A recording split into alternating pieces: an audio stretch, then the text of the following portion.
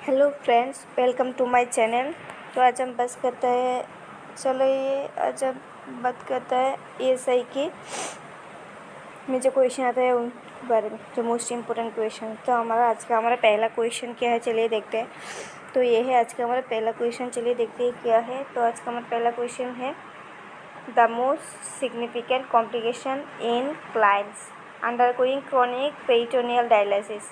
Question क्या पूछा है, एक क्लाइंट है जो पेरिटोनियल डायलिसिस कर रहा है, तो उसका मोस्ट सिग्निफिकेंट कॉम्प्लिकेशन क्या होगा।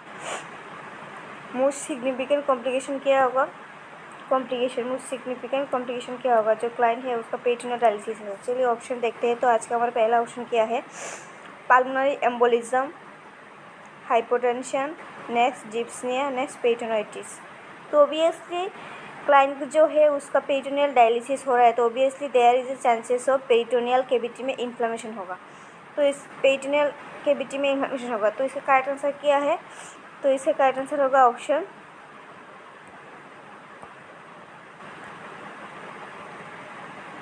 D, peritonitis. क्लाइंट जो है उसका पेरिटोनियल डायलिसिस हो रहा है, दैट मीन्स पेशेंट को चांसेस है पेरिटोनाइटिस का चांसेस है। तो इसका कॉम्प्लिकेशन क्या है, कॉम्प्लिकेशन होगा पेरिटोनाइटिस। तो अभी हमारा नेक्स्ट क्वेश्चन आ गया है। नेक्स्ट क्वेश्चन क्या है, चलिए देखते हैं। तो अभी हमारा नेक्स्ट क्वेश्चन है, a client is scheduled for haemorrhoidectomy. The nurse should observe the client for the presence of which common clinical indicator associated with haemorrhoids. Question क्या पूछा है, एक क्लाइंट है जो क्या हुआ है, क्लाइंट को हेमोरेक्टोमी हुआ है क्लाइंट का। तो नर्स क्या ऑब्जर्व करेगा, तो नर्स वो क्लाइंट का क्या ऑब्जर्व करेगा जो हेमोरॉइड्स के साथ रिलेटेड है। कौन सा क्लिनिकल इंडिकेटर जो ऑब्जर्व होगा जो हेमोरॉइड्स के साथ रिलेटेड है। तो चलिए हमारा ऑप्शन देखते हैं। तो अभी हमारा ऑप्शन है pruritus, flatulence, anal stenosis, rectal bleeding. तो क्वेश्चन क्या पूछा है, क्वेश्चन पूछा है जो क्लाइंट है उसका क्या हुआ है, हेमोरेक्टोमी। तो हेमोरेक्टोमी क्या है, हेमोरेक्टोमी मीन्स हेमोरेक्टोमी क्या है, रिमूवल ऑफ हेमोरॉइड्स।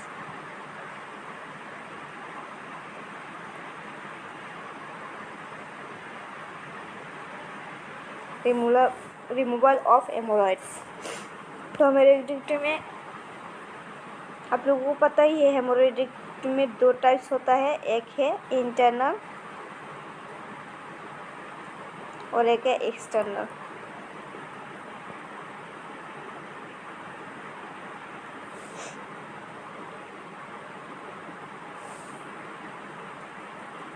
तो हेमोरेक्टोमी में क्या होगा, तो कुछ है जो कौन सा जो है जो इसके साथ रिलेटेड है। तो हेमोरेक्टोमी में जो इंटरनल जो है, तो ऑब्वियसली यहाँ पे नर्स जो है वो रेक्टल ब्लीडिंग ही ऑब्जर्व करना होगा। तो हम इंटरनल जो है, ये है इंटरनल और एक्सटर्नल। तो इंटरनल क्वेश्चन ये भी आता है, इंटरनल जो है वो पेनलेस है, पेन नहीं होता इंटरनल में।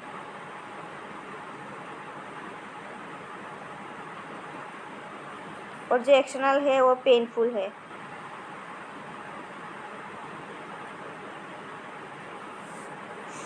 और वो क्वेश्चन ये भी आता है यहाँ से कि इंटरनल और एक्सटर्नल हो जो है, एक्सटर्नल जो है वो बाहर से दिखाई देता है, जब आप रेक्टल एग्जामिनेशन करेंगे तब आपको बाहर में दिखाई देगा, लेकिन इंटरनल जो है वो आपको बाहर से दिखाई नहीं देगा। तो हमारे क्वेश्चन क्या पूछा है, client is scheduled for haemorrhoidectomy. Nurse क्या ऑब्जर्व करेगा जो क्लाइंट का हेमोरेक्टोमी हुआ है और वो हेमोरॉइड्स के साथ रिलेटेड है। तो ऑब्वियसली यहाँ पे क्या होगा, रेक्टल ब्लीडिंग होगा। ये आपको ऑब्जर्व करना है कि पेशेंट का रेक्टल ब्लीडिंग हो रहा है क्या नहीं। तो हमारा करेक्ट आंसर क्या है, तो हमारा करेक्ट आंसर होगा ऑप्शन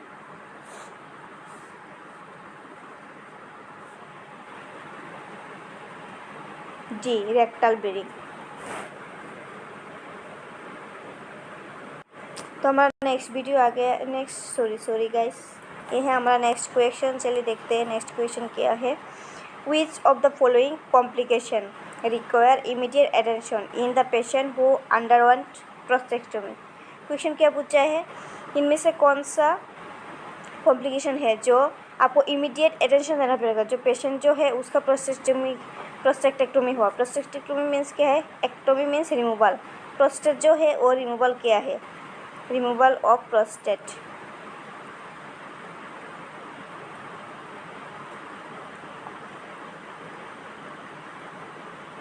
प्रोस्टेट रिमूवल क्या है, तो क्या इसमें से कौन सा, तो आप लोग अगर, तो चलिए ऑप्शन देखते हैं पहले। तो हमारा पहला ऑप्शन क्या है, चलिए देखते हैं ऑप्शन क्या है। Abdominal pain, hemorrhoids, oliguria, urinary incontinence.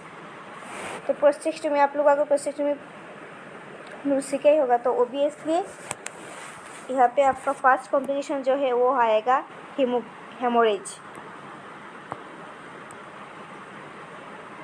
Haemorrhage आएगा, क्योंकि अब प्रोस्टेक्टोमी के जो कॉम्प्लिकेशन है वहाँ पे आप फास्ट में ही दिखाई देगा कि हेमोरेज, प्रोस्टेक्टोमी के हेमोरेज होता है। तो ऑब्वियसली हेमोरेज, अगर आपको पेशेंट बोल रहा है कि उसका हेमोरेज हो रहा है, ब्लीडिंग हो रहा है, तो आपको इमीडिएट एक्शन, क्योंकि आपको तो पता नहीं है ना उसका ब्लीडिंग, इंटरनल ब्लीडिंग कितना हो रहा है, ज़्यादा या कितना हो रहा है, उसका कम हो रहा है या ज़्यादा, तो आपको इमीडिएट एक्शन लेना होगा। तो अगर आपको पेशेंट कंप्लेन कर रहा है कि उसका ब्लीडिंग हो रहा है, तो इंटरनल ब्लीडिंग कितना है वो तो आपको पता नहीं चलेगा ना, उसका इंटरनल ब्लीडिंग हो रहा है, तो आपको इमीडिएटली एक्शन लेना पड़ेगा। तो इसका करेक्ट आंसर कौन सा है, तो इसका करेक्ट आंसर है ऑप्शन बी, हेमोरेज।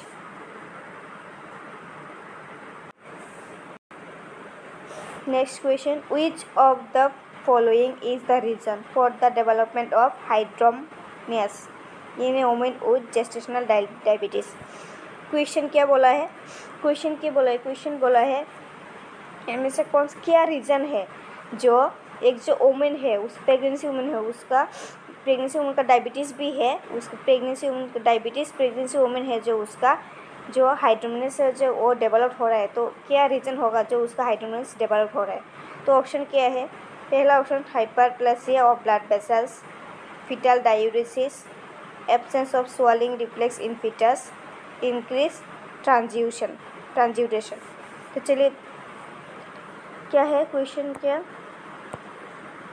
एक मदर है जिसका जेस्टेशनल डायबिटीज़ है, मदर का डायबिटीज़ है मीन्स मदर का जो ग्लूकोज है वो इंक्रीज हो गया है,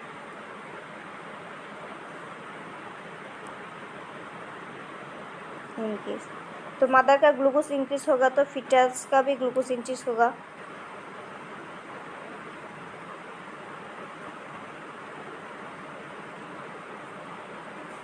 फीटस का ग्लूकोज इंक्रीज होगा तो ऑब्वियसली यहाँ पे पोलीयूरिया होगा,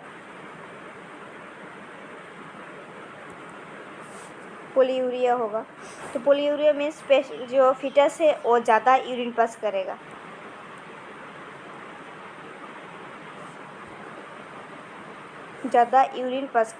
तो यूरिन पास करने से क्या होगा, तो क्या बोला है, जो वुमेन है उसका डायबिटीज़ है, तो डायबिटीज़ जेस्टेशनल डायबिटीज़, तो जेस्टेशनल डायबिटीज़ मीन्स प्रेगनेंसी में वुमेन का डायबिटीज़ हो गया है, तो प्रेगनेंसी में डायबिटीज़ हो गया मतलब वो वुमेन जो है वो प्रेगनेंसी में उसका ग्लूकोज लेवल इंक्रीज़ हो गया, तो उसका ग्लूकोज लेवल इंक्रीज़ होगा तो ऑब्वियसली फीटस का ग्लूकोज लेवल इंक्रीज़ होगा, तो ऑब्वियसली पोलीयूरिया होगा, मतलब जो फीटस है वो ज़्यादा यूरिन पास करेगा, तो वो फीटस अगर ज़्यादा यूरिन पास करेगा तो obviously there is chances of hydramnios, मतलब उस हाइड्रोमियस मतलब क्या है, उसका इम्यूनिटी फ्लूइड जो डेवलप हो जाएगा, ज़्यादा हो जाएगा, हाइड्रोमियस इम्यूनिटी फ्लूइड जो है वो ज़्यादा हो जाएगा, बहुत ज़्यादा इंक्रीज हो जाएगा। तो इसका ऑब्वियसली यहाँ पे क्या होगा करेक्ट आंसर, तो ऑब्वियसली यहाँ पे करेक्ट आंसर है ऑप्शन बी, फीटल डायलिसिस होगा तो मदर का हाइड्रोमियस डेवलप हो जाएगा। तो हमारा नेक्स्ट क्वेश्चन, ये hospitalised patient is disoriented and anxiety, actively psychotic. Which of the following will be the plan for nursing intervention? Question क्या पूछा है, एक पेशेंट है जो हॉस्पिटलाइज में एडमिट है, हॉस्पिटल में एडमिट है, वो पेशेंट डिसओरिएंटेड है एंड एक्टिवली साइकोटिक है, तो अब आप लोग साइकेट्रिक तो सीखा ही होगा। साइकेट्रिक में दो तरह का डिजीज़ होता है, एक है न्यूरोटिक और एक होता है साइकोटिक। न्यूरोटिक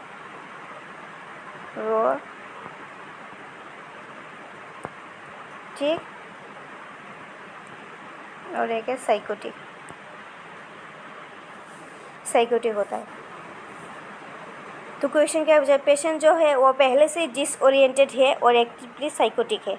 तो साइकोटिक जो है वो क्या होता है, वहाँ पे इनसाइड एब्सेंस रहता है, और जो न्यूरोटिक है इसमें क्या होता है, इसमें से इनसाइड प्रेजेंस होता है। इनसाइड जो है वो प्रेजेंट होता है। तो क्या पूछे, तो फास्ट नर्सिंग इंटरवेंशन क्या होगा, नर्सिंग इंटरवेंशन के फास्ट नर्सिंग इंटरवेंशन क्या होगा। तो चलिए ऑप्शन देखते हैं। तो अभी हमारा पहला ऑप्शन क्या है, request that the patient interact with pairs.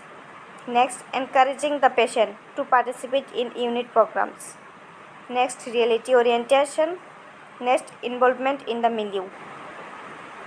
तो पेशेंट जो हो पहले से डिसओरिएंटेड है और एक्टिवली साइकोटिक है, तो नर्सिस का पहला काम क्या होगा, नर्सिस का इंटरवेंशन फास्ट इंटरवेंशन क्या होगा, तो हमारा ओबियसली उसका नर्सिस का फास्ट इंटरवेंशन होगा पेशेंट का जो है वो ओरिएंटेड करा, रियलिटी ओरिएंटेशन कराना।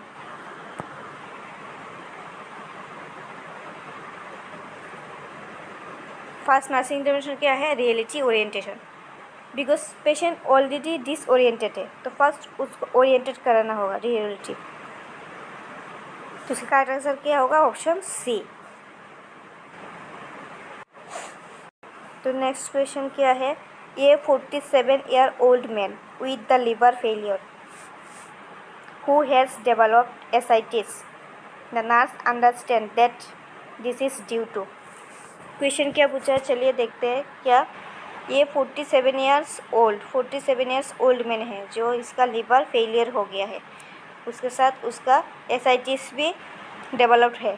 तो nurse should understood that is due to. तो नर्स ऑलरेडी समझ गया है कि उसका एज की वजह से, जो यहाँ पे जो ऑप्शन दिया है इनमें से किसकी वजह से ये हुआ है। चलिए ऑप्शन देखते हैं। तो अभी हमारा पहला ऑप्शन क्या है, dehydration, bleeding disorder, vitamin deficiency, protein deficiency.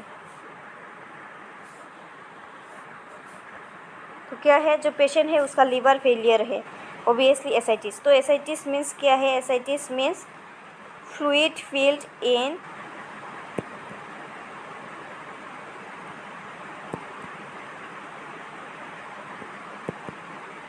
Peritoneal cavity.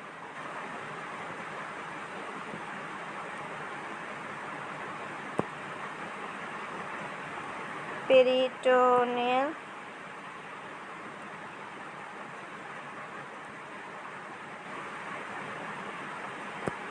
Cavity, peritoneal cavity में अगर फ्लूइड इंक्रीज होगा तो उसको बोलते हैं एसाइटिस।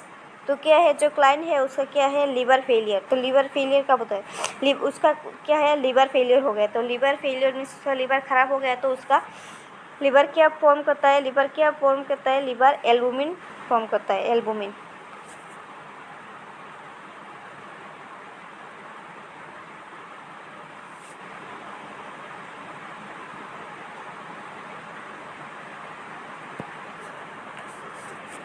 तो एल्बुमिन, लिवर क्या करता है, एल्बुमिन फॉर्म करता है। एल्बुमिन क्या करता है, एल्बुमिन ऑन्कोटिक प्रेशर, ब्लड का ऑन्कोटिक प्रेशर मेंटेन करता है।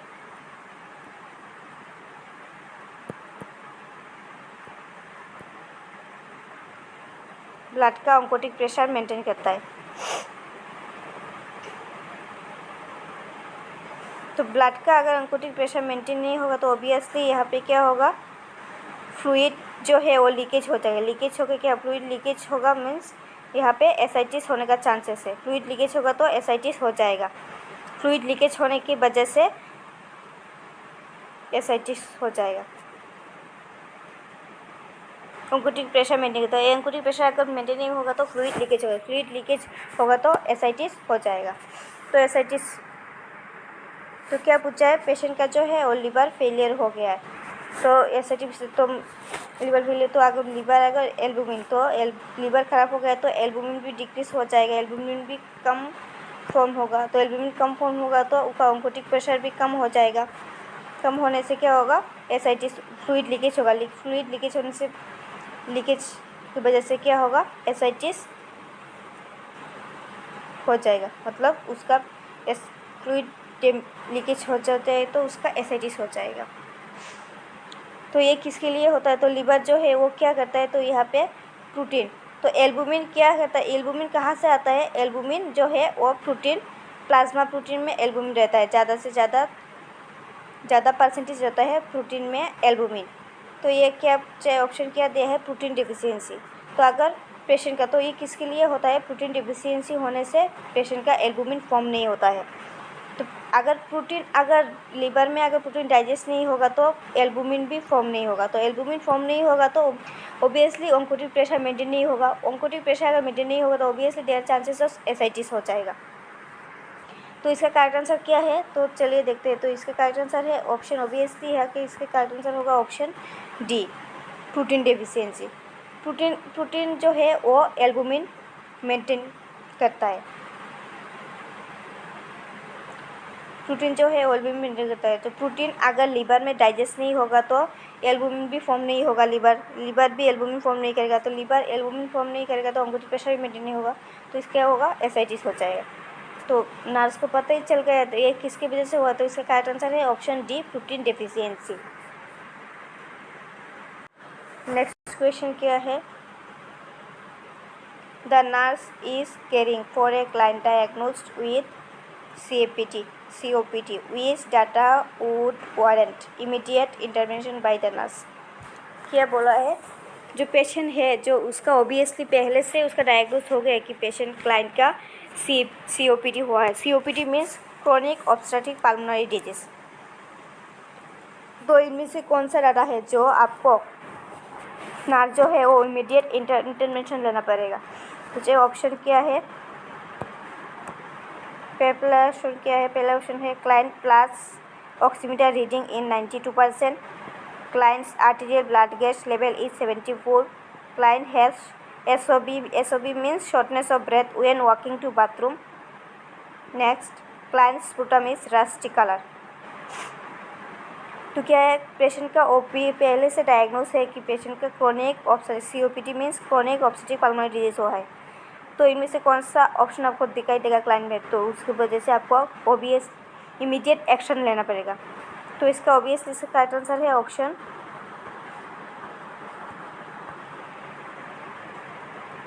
डी, क्लाइंट का स्पुटम कलर अगर रस्टी होगा तो obviously there chances of pneumococcal pneumonia, pneumococcal